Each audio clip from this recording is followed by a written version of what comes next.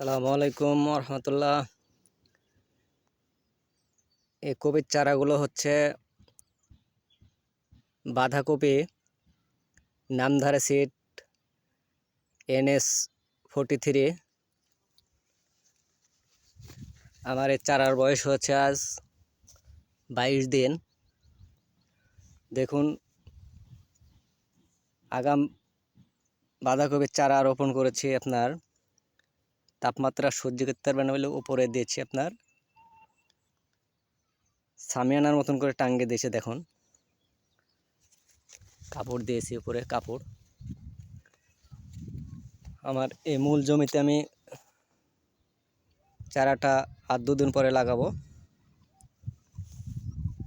উপরে সামিয়ানা সিস্টেম করেছে যেন চারাতে রোদ না লাগে। চারাগুলো মাশাআল্লাহ সুন্দর হয়েছে, বাহাল।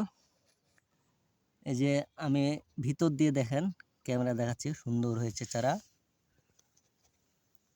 এটা আগাম বাঁধাকপি। কেমন হয়েছে কমেন্টে জানাবেন। আমি নিজেই বীজগুলো রোপণ করেছি। আর মূল জমিতে আর 2 দিন পরে আমি চারাগুলো লাগাবো। আগাম বাঁধাকপি করতে গেলে চারাটা সুস্থ সবল করার জন্য উপরে যদি হিট টেম্পার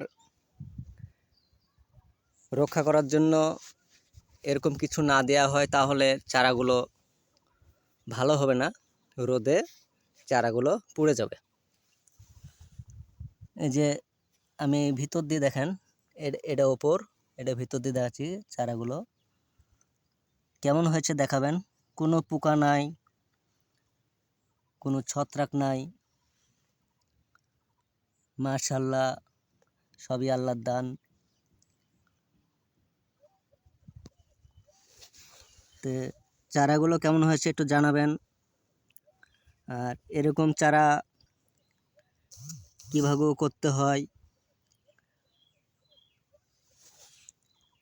তা আল্লাহ দিলে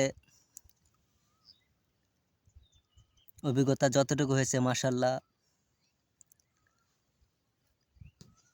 আপনারাও চাইলে এভাবে চারাগুলো করতে পারেন। নার্সারিতেও এত সুন্দর চারা দিতে পারবে না। আমরা আসলে নার্সারি না, নিজেরাই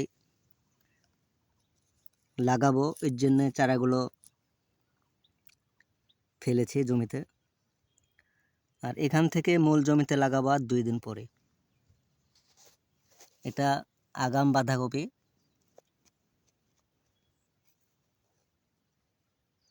এটা মে মাসের আজকে